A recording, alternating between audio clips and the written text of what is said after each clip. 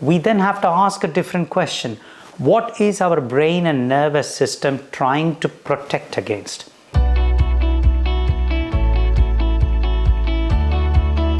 Hi, my name is Dr. Deepak and I'm a full-time NHS pain consultant and author of the Amazon bestseller, The Pain-Free Mindset.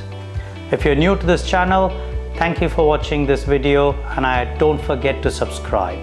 And if you are already a subscriber, welcome back to this channel, welcome back to this video, and I hope you find this content useful. So this series of videos is around the Flippin' Pain 6 messages. The third message that I wanted to get across, and we talked about on the Flippin' Pain campaign in Tees Valley in May of 2023, was that everything matters when it comes to pain. Now, the Flippin' Pain organization is one of the most, in fact, the only organization in the United Kingdom that is looking at raising awareness of pain science at a grassroots level. So in this campaign, we cycled around the Tees Valley and we were doing this day 3. We went from a place called Guisborough and we went to Whitby, which is a seaside town. And it was a challenging cycle ride, close to 30 miles through a lot of hilly terrain. And I actually took a fall. I had a significant fall during this day where I just couldn't control the speed at which my cycle was going. And it was very slippery and rainy in my defense. And I was a bit relative novice as well. But that was a significant experience in terms of what could have happened otherwise. But I was able to shake it off and then continue my cycling and finish the ride. Now, why do I tell this experience? Because the third message is actually about everything matters when it comes to pain. And it's really important because we want to talk about the context. We now realize that we have to be aware of what the pain experience is. In my previous video, I talked about nociception not being the same as pain and hurt not equal to harm. What that means is that when you have the ultimate experience of pain, which is an outcome of the processing and the prediction and the protection, we then have to ask a different question.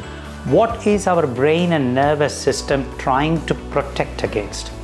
And that means that information can come to the nervous system from different sources.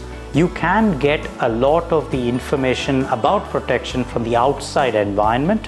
It just doesn't have to be about injury alone. It can be about emotional experiences. It can be about physical experiences. It can be about surgery. It can be something else that doesn't have to cause acute injury, not nociception, but anything that the nervous system and the brain and the immune system considers as a threat.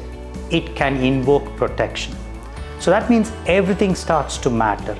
And we now realize, and I talk about this in my book as well, about the research around dietary aspects, the nutritional aspects of the food, the inflammatory nature of some of our processed foods, the lack of sleep and how that changes and sensitizes the nervous system, the lack of physical activity and how that sedentary nature can make it, the lack of any kind of, for example, isolation and loneliness can also be a threat, and not having a nurturing support or relationships that matter.